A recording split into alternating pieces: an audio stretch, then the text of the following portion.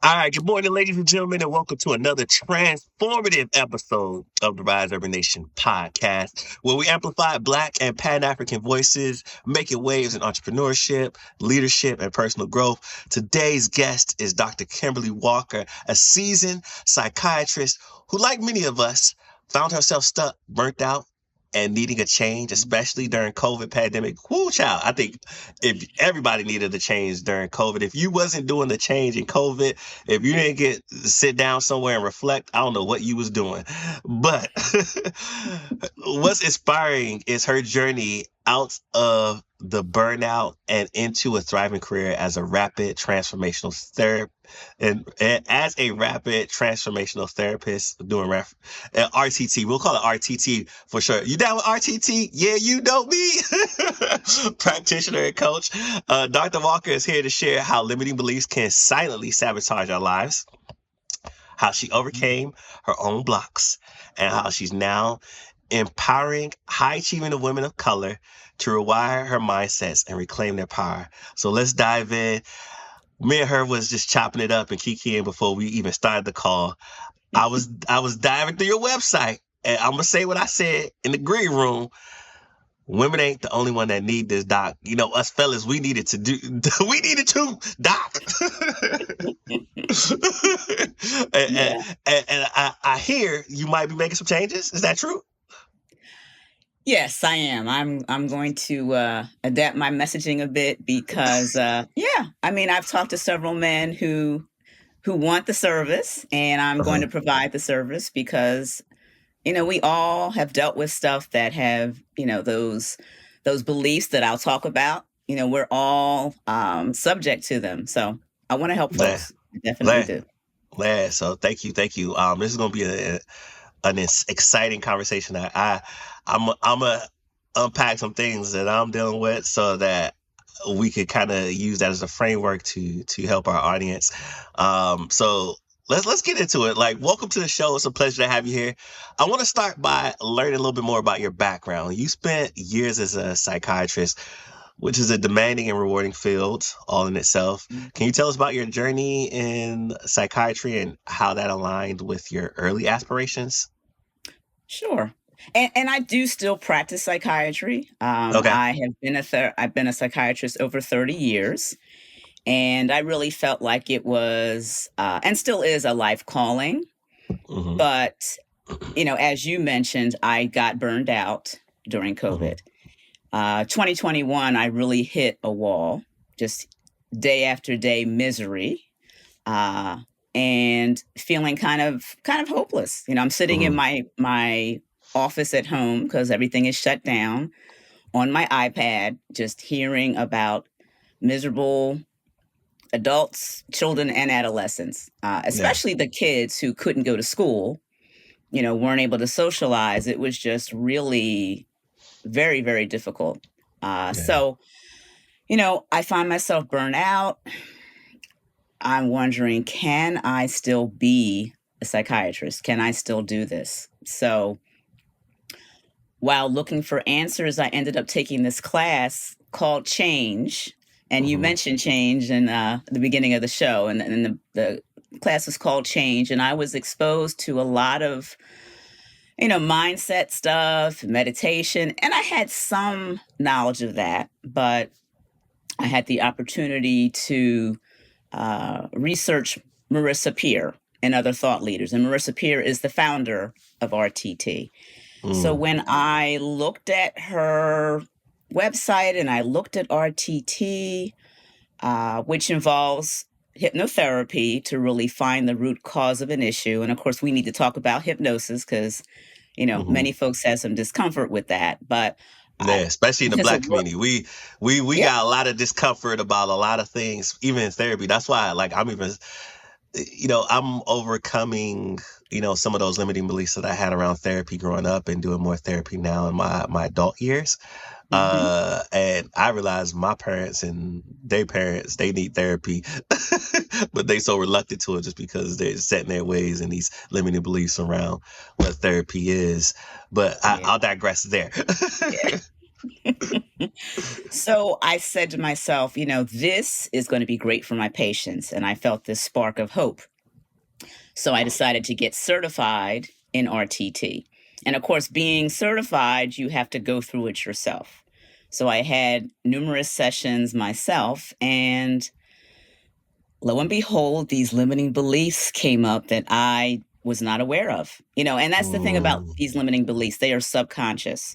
So sometimes we kind of know things that hold us back, but there are some things that hold us back that we might not know about. So, while in hypnosis, one of the scenes that came up for me was I'm from Philadelphia, but I grew up in one of the white suburbs of Philadelphia. And I had a mm, great life. I had friends, I had a good education, but one of the scenes was I'm sitting in my bedroom and I'm 8 or 9, and I'm realizing that nobody thinks I'm beautiful. So my Black mm, beauty was not celebrated in Bucks County, Pennsylvania. As mm, positive as the experience was, there was still this disconnect. mhm, So that was one of the beliefs was I'm not enough. Now, mm, no one could have ever told me that I thought I was not enough because I was, successful. I had a career. But that was one of the limiting beliefs. And so, what is so wonderful about this modality is that you are able to identify the beliefs that often are internalized during childhood. And there's different strategies that are used while in hypnosis using your adult intellect. So that's what's so cool about it. mm, You use your adult mind, but you're able to address the limiting belief and you're able to refute it in the session. And the subconscious mind is the part of the mind that is really ready for change. mm, So refuting this limiting belief, and then a recording is made mhm, that involves the positive suggestions that occur during the session. And you listen to that for 21 days, at least daily, and that helps to rewire your thinking. So it's just a very exciting way to deal with stuff, and often deal with stuff that you're not aware that is tripping you up. So that's kind of mm. how I ended up here doing this. Man, that's a beautiful thing to be able to take the subconscious mind and analyze it in the conscious to work through the challenges that sometimes we kind of know it's there, but we're not proactively actively engaged with it, right? Mhm, mhm, um yeah, and I'm just learning about RTT today, so this is my first time hearing of it, because I've been going down different modalities to see, all right, what works and what doesn't, and even talking to you is a breaking out of a limiting belief, because when I started my journey into um getting sitting with a therapist and mhm. so forth, I realized, I know I'm learning there's more Black therapists out there now, but when I first started, I didn't see many of us. Mhm. Yeah. But now I'm starting to see a little bit more here and there. I'm curious to know what inspired you to pursue psychiatry and what kept you motivated throughout those demanding years. Because I can't imagine when you started this career journey that there was a lot of people that look like us in it. And that it was easy. Because I often hear with women of color that often the challenges of microaggression that African American women face in medicine, Mhm. and how that shapes your career, and that can shape your unconscious mind as well. So, what inspired you to Mhm. pursue psychotherapy, and what kept you motivated through those demanding years? Okay, so I think I decided to go to medical school. I knew I wanted to be a doctor from a fairly young age, and my family had an African American doctor, male doctor. Oh, So I'm sure so it that, runs in the family. yeah, well, so we had a doctor, and I'm sure that definitely made an impression. Okay, he's a doctor. I can be a doctor. Mm. So when I went to med school, though, I thought I wanted to be an OBGYN, and I love that specialty. I loved delivering babies, but I really need my sleep. And because babies come whenever they want to, I Yeah. realized that was not going to be sustainable for me. I wasn't going to be able to do it. So I realized that I really enjoyed talking to patients. Mm. So, and I had a rotation during med school with a very charismatic psychiatrist who actually ran a substance abuse center. And I thought to myself, I can do this. Talking to patients, being able to spend time with patients, that I enjoyed. So that's really how I ended up in psychiatry. And I did a child and adolescent fellowship because I thought, if we can do something while they're young, Hmm. maybe we can prevent some of the issues that Hmm. adults are dealing with. So I see adults, children, and adolescents. Um, so that's how I ended up in psychiatry. And I think what has kept me in it is I am committed to helping folks. I mean, that's really Hmm. why I went into it. And my faith is a large part of that. I really felt like this is one thing God wants me to do. These are some gifts that He has given me. Hmm. But as I mentioned, COVID really hit me hard. So I decided Yeah. I wasn't going to give it up, but I had to pivot. I had to kind of cut back Hmm. and figure out what else to do. Yeah. And, Hmm. and, and I want to dive deeper into, around the COVID situation. I feel from me doing this podcast for the past 5 years, every guest on the show has like faced significant hurdles. And I've heard a lot of people express the hurdles that they, experienced during COVID. And I know your burnout during the COVID pandemic was a pivotal moment for you. Can you walk us through what that time was like and how you recognize that you needed a change? Because I think that's going to be key for folks who are in the muck of things and realizing that, how do I really hone in that I need Hmm. this change and make that Hmm. pivotal moment for themselves. So could you walk us through that, what that was like for you in particular? Sure, sure. And I want to say something about COVID because that period.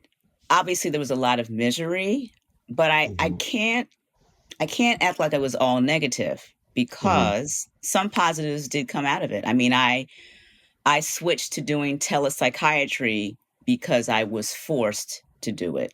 I Mm. probably would never have done, telehealth. I really loved being in the office, but the fact that I could do that made it so much more accessible to people. Yeah. People didn't have to commute, didn't have to find parking because I had folks that would come from 45 minutes away, Hmm. in the DMV, the DC, Maryland, Virginia area. And so telepsychiatry, that came out of COVID. Yeah. And that was a positive thing. And I haven't gone back to my office because most Uh, people have adapted to the virtual platform very well.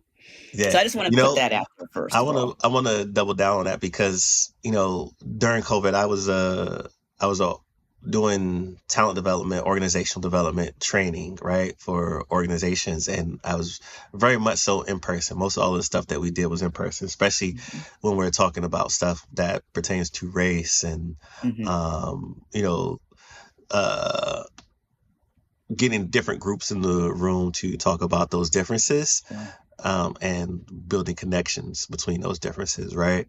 Mhm. And leadership development. And COVID forced me as well to do online versions of this training, which I hated at first, right? But allowed me, like you said, to reach more people. And one can say it was probably a limiting belief too that we can't do this online, right? It's not, it's not, it, it's not sustainable. It's not gonna have as much impact and so forth. And boy, was I wrong, right? I got more people in the room. Mhm. It was different because I couldn't, some people had their cameras on, some people didn't have their cameras on. So I couldn't, Yeah. I couldn't read each person like I wanted to and be able to feed off of that energy, but it was still doable, right? Right. So I just Right. wanted to say that was a great example of talking about limiting Yeah. beliefs. Yeah. Yeah. So I think that, and another thing about COVID, I was working way too hard prior to COVID. I was overworking.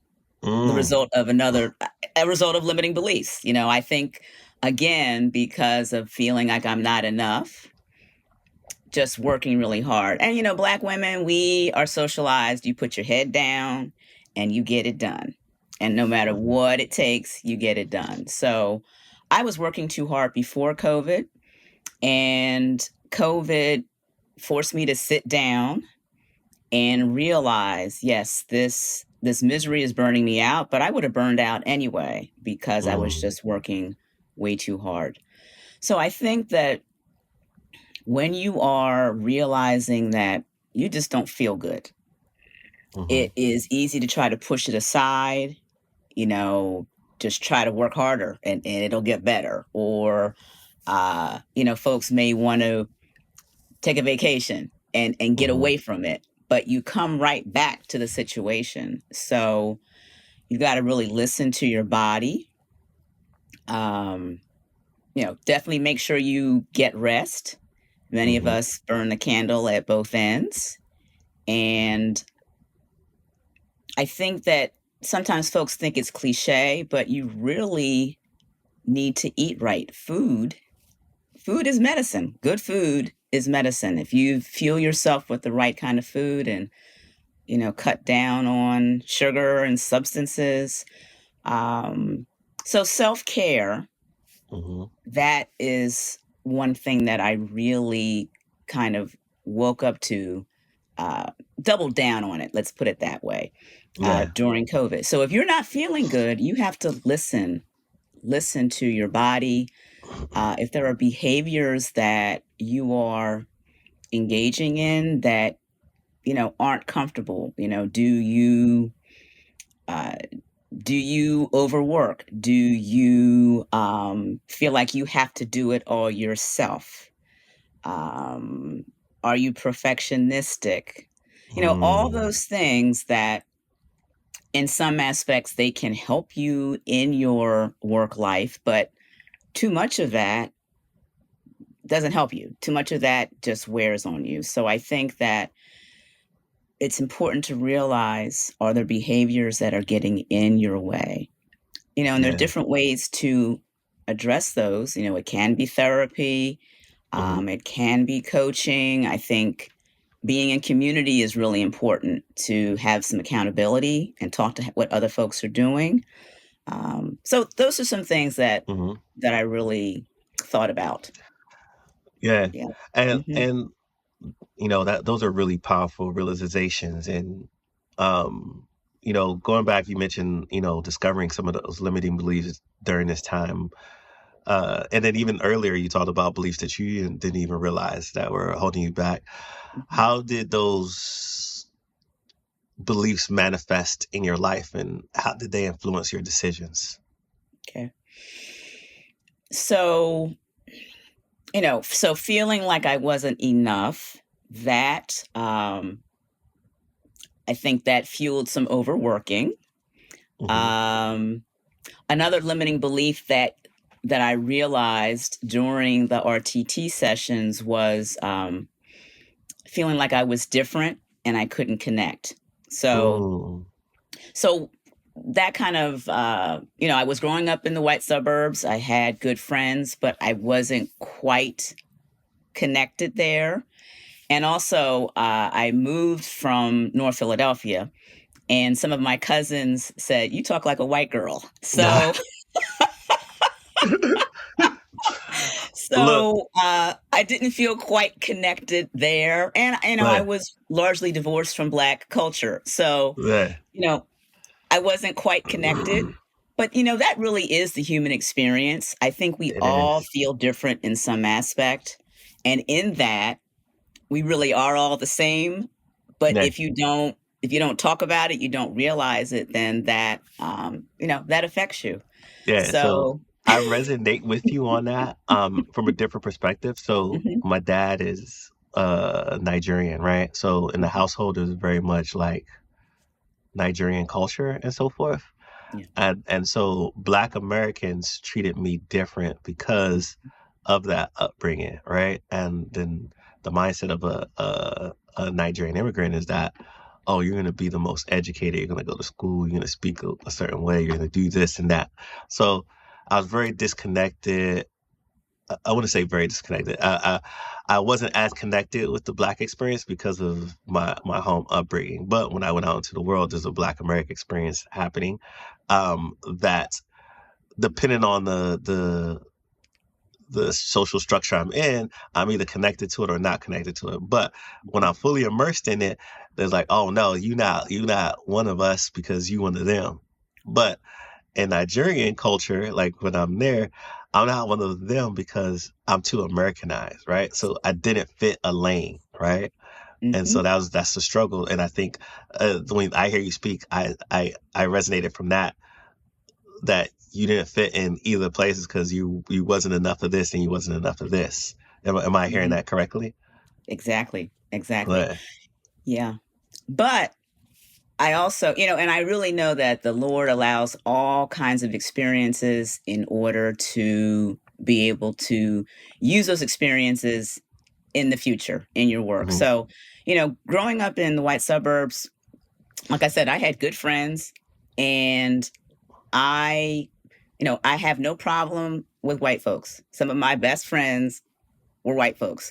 mhm, So that has allowed me to be comfortable in all kinds of situations. So that yeah, has served me.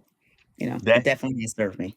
and I would say, that's the beauty of not connecting or belonging to any group or growing up in that way, it allows you Mhm, to maneuver several different groups. So, when you're younger, you see it as a curse, but when you're older, it's a gift, because now I live in a predominantly white suburbs over in mhm, San Diego, California, in the affluent middle class mhm, neighborhood. My Black friends probably like, what you doing up there? Right? My wife is Chinese, and working through her family culture is a whole different culture, right, right? right. And so it makes us somewhat ambidextrous, Yes, for lack of yes. better Hmm. explanation. So Yeah. I love that. Let's dive a Mhm, little bit into strategies of success because I got your website over here and I've been like going through it and I'm now that I'm just discovering RTT, and I'm wondering after, you discovering RTT and using it to overcome your own challenges, you didn't stop there. You decided to become an RTT practitioner and create your Unblocked and Unbound program. Can you tell us a little bit more about this program and how it helps with high achieving women of color? Like I see the 12-week program. So I was like, man, it takes 12 weeks. That's it. Like, all right, sign me up. okay.